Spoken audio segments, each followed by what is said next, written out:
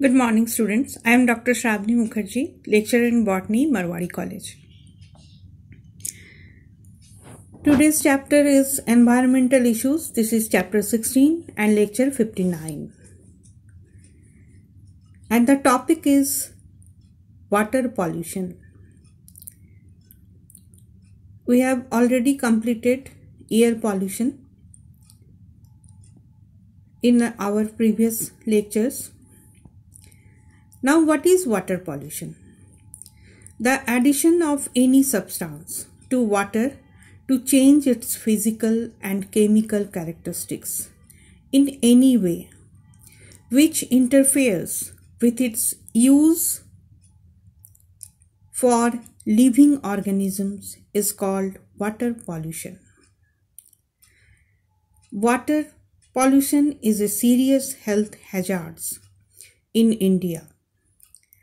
50 to 60% Indian population suffers from waterborne diseases which cause about 30 to 40% death due to water pollution.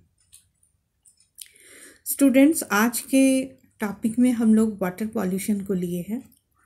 इसके पहले हम लोगों ने air pollution को कंप्लीट कर लिया है. तो वाटर पॉल्यूशन में सबसे पहले आपको जानना है कि वाटर पॉल्यूशन क्या होता है.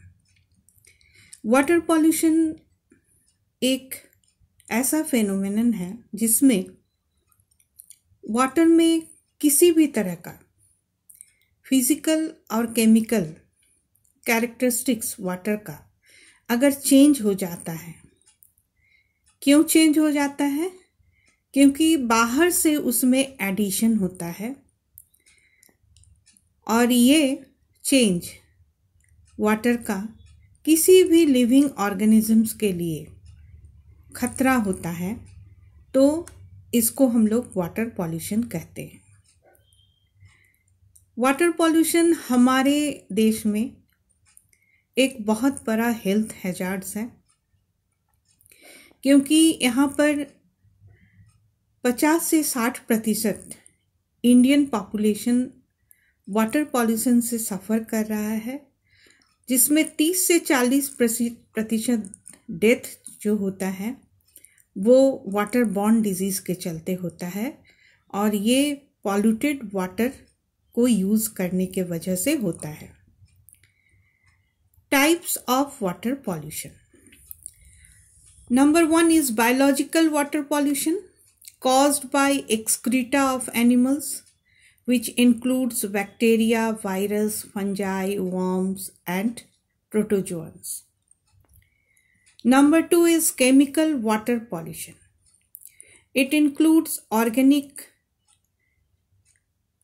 materials like phenols, plastics, dyes, pesticides, etc.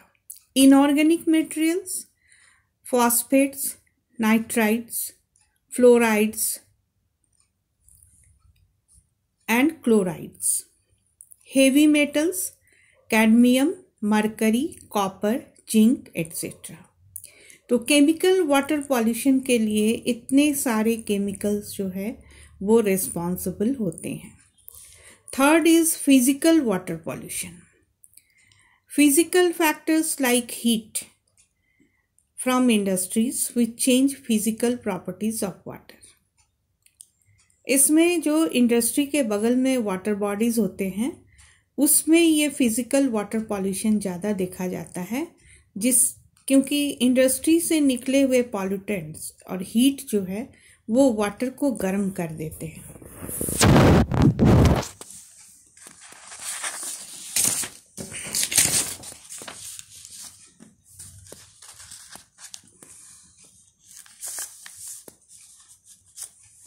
Now, sources of water pollution.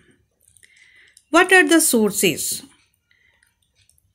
Sewage and other wastes. Number 1 is sewage and other waste. Sewage is the waterborne waste derived from domestic waste and animal and food processing plants. It includes human excreta, papers, soap, clothes, polythene, detergents, dung, etc. Accumulation of this waste in water increases it's BOD। BOD का मतलब होता है students biological oxygen demand. Sewage से water borne waste बनता है और इसमें जो पॉल्यूटेंट्स होते हैं वो है जैसे आदमी के द्वारा निकाला गया एक्सक्रीटा, पेपर, सोप, क्लोथ्स, ये सब पॉलीथीन, ये सब के वजह से वाटर में सीवेज बनता है जो एक पॉल्यूटेंट की तरह काम करता है और ये वाटर का बायोलॉजिकल ऑक्सीजन डिमांड को बढ़ा देता है। यानी ये जो है ये वाटर के ऑक्सीजन को बहुत तरह से डिस्टर्ब करता है, जिस वजह से वहाँ का नॉर्मल ऑक्सीजन डिमांड यानी बायोलॉजिकल ऑक्सीजन डिमांड बढ़ जाता है। Now what is biological oxygen demand? It is the amount of O2 required for biological oxidations by microbes in any unit volume of water. तो बायोलॉजिकल ऑक्सीजन डिमांड BOD कहते हैं इसको। ये क्या है? ये ऑक्सीजन का अमाउंट है। किसके लिए? माइक्रोब्स के लिए, जिससे माइक्रोब्स ऑक्सीडेशन कर पाए और एक unit volume area of water में इसको नापा जाता है। The test is done at 20 degree centigrade for at least 5 days. BOD values shows the amount of oxidizable organic matter, which is a degree of measurement of water pollution. Hence, BOD value is proportional to the amount of organic waste present in water. यानी BOD value जितना होगा उतना ही उस water body का pollutant उसमें उतना ही ज्यादा है, यानी उसमें ऑर्गेनिक वेस्ट ज्यादा है, इस वजह से वहां का BOD बढ़ जाता है। Now eutrophication, another term. The water bodies become rich in nutrients due to addition of domestic waste, phosphates, nitrates, etc. And they become highly productive or eutrophic, and the phenomenon is called eutrophication. इसको ऐसे समझते हैं students कि जैसे ही water bodies में यानी किसी भी पॉन्ड में, रिवर में ज़्यादा से ज़्यादा डोमेस्टिक वेस्ट को गिराया जाता है तो उसमें फॉस्फेट्स और नाइट्रेट्स का परसेंटेज बढ़ जाता है। किसमें? वाटर में। और इस वजह से वो वाटर रिच हो जाता है न्यूट्रिएंट्स में। अब न्यूट्रिएंट्स में जैसे ये रिच होता है तो इस तरह के वाटर को हम लोग कहते हैं यूट्रॉफिकेटेड और यूट्रॉफिकेशन इस फेनोमेनन को कहते हैं। अब न्यूट्रिएंट्स में जैसे ही ये रिच हो जाते हैं तो दूसरे तरह के वेजिटेशन इसमें डेवलप करने लगते हैं।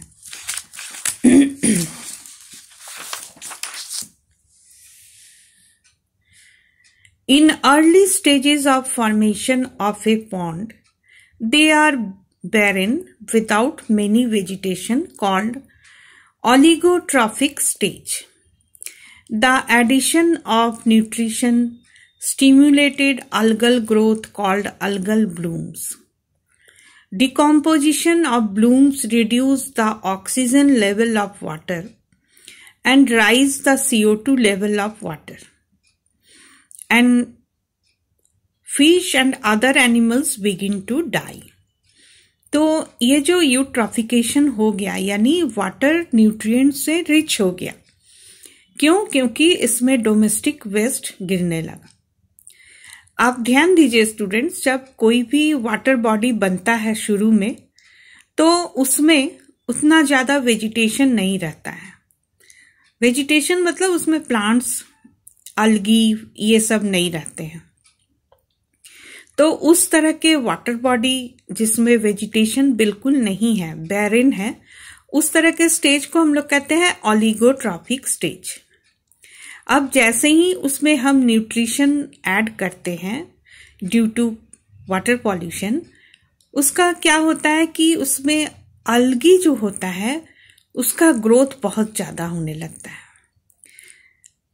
जब अलगी का ग्रोथ ज़्यादा हो जाता है तो पूरा वाटर ग्रीनिश दिखने लगता है। आप देखे होंगे इस तरह के वाटर बॉडीज को, और उस वाटर को और उस ग्रीनिश लुक को हम लोग कहते हैं अलगल ब्लूम्स। अब ये अलगल ब्लूम्स क्या करते हैं कि जैसे ही ये डिकम्पोज होने लगते हैं तो वहाँ के ऑक्सीजन लेवल को कम कर देते हैं। कहाँ पर? वाटर में। अब जैसे ही ऑक्सीजन लेवल कम होता है तो CO2 का लेवल बढ़ जाता है, जो वहाँ पर रहने वाले फिश या अदर एनिमल्स के लिए डेंजरस हो जाता है, और वो एकाएक सारे फिश या अदर एनिमल्स उसमें डाई होने लगते हैं। Now third is industrial इफ्लुएंस।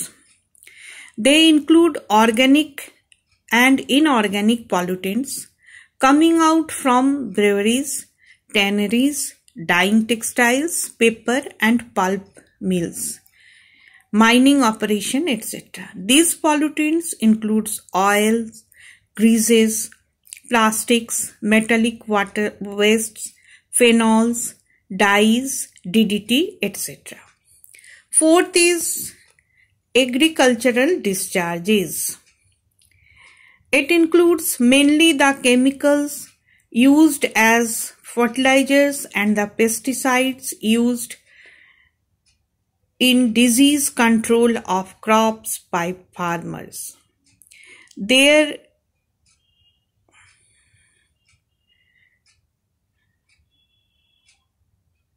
Sorry students. They destroys rich into water bodies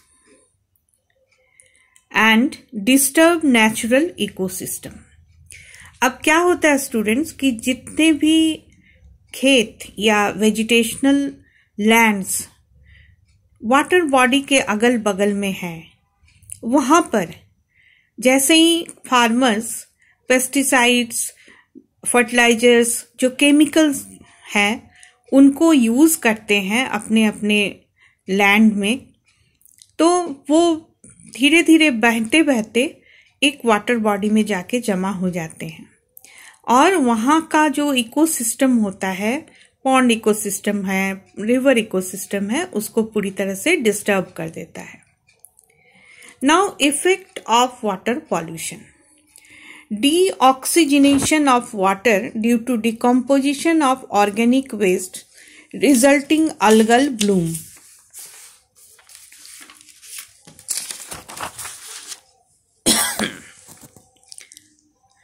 Sewage stimulates activities of decomposers. Third is cause for infectious diseases such as cholera, jaundice, typhoid, dysentery, hepatitis, etc.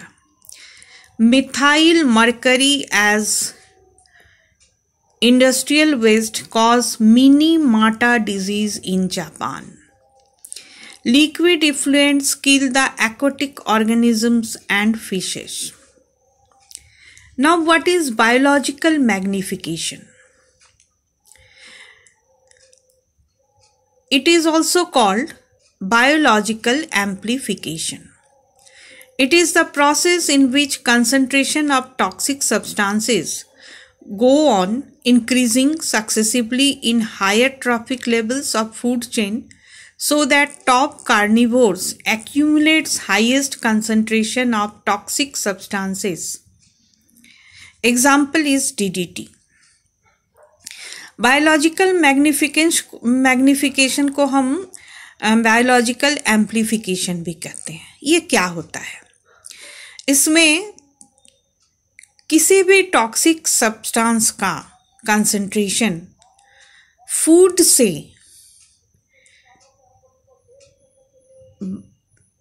एक lower level से बढ़ते बढ़ते food chain में ये higher trophic levels में पहुंचता है और ये टॉप कार्निवोर्स में जाके जमा हो जाता है।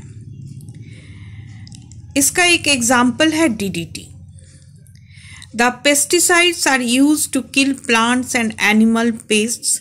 They are non-biodegradable and toxic, named as biocides. Pesticides use होता है स्टूडेंट्स, आप जानते हैं, ये वेजिटेबल्स के थ्रू, फ्रूट्स के थ्रू, प्लांट्स के थ्रू हमारे बॉडी में पहुंच जाता है और ये नॉन बायोडिग्रेडेबल होता है, इसलिए ये हमारे एक्सक्रीटा से भी नहीं निकलता है। इसको बायोसाइड्स भी कहते हैं। WHO वर्ल्ड हेल्थ ऑर्गेनाइजेशन, इन्होंने कहा more than 50,000 peoples are annually poisoned.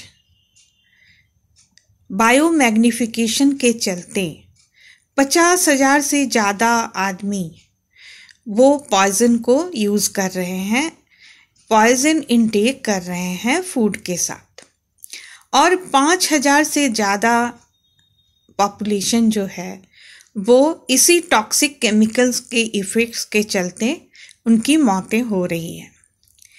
DDT can not be metabolised in animal body, not excreted and consumed through polluted vegetables. तो DDP जो फार्मर्स लोग यूज़ करते हैं वो किसी भी एनिमल बॉडी में जाके मेटाबोलाइज नहीं होता, यानी मेटाबॉलिज्म में वो जाता ही नहीं है।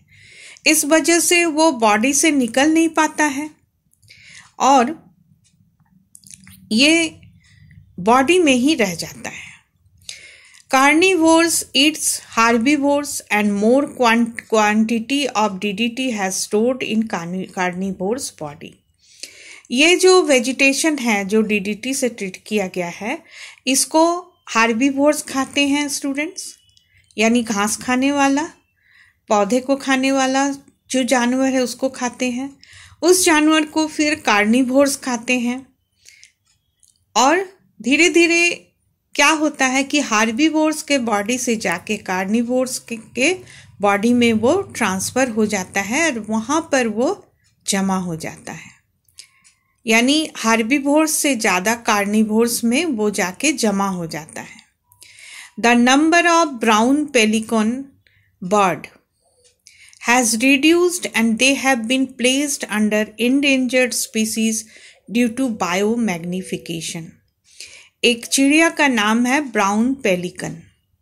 ये धीरे धीरे एक्सटिंक्ट हो रहा है क्योंकि ये पॉल्यूटेड जो भी चीज़ को ये खा रहा है, इसके वजह से इसका जो एग्स है उसका सेल जो है वो कमज़ोर पड़ जाता है और जब ये एग से चूजा निकालने का टाइम होता है तो उसके पहले ही एग जो है वो ब्रेक हो जाता है।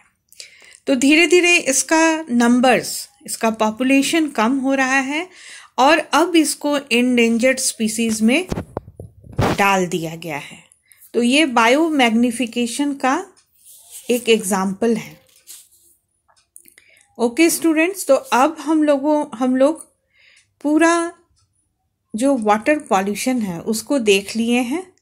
वाटर पॉल्यूशन क्या होता है, क्या क्या पॉल्यूटेंट्स है, उसका क्या इफेक्ट्स है, ये सारा आप पढ़ लेंगे। और ये जो टर्म्स सब हैं, बायोलॉजिकल मैग्निफिकेशन, BOD, ये सारे टर्म्स आप लिख के प्रैक्टिस कर लेंगे। इसके बाद हम लोग पढ़ेंगे control of water pollution. Okay, thank you students.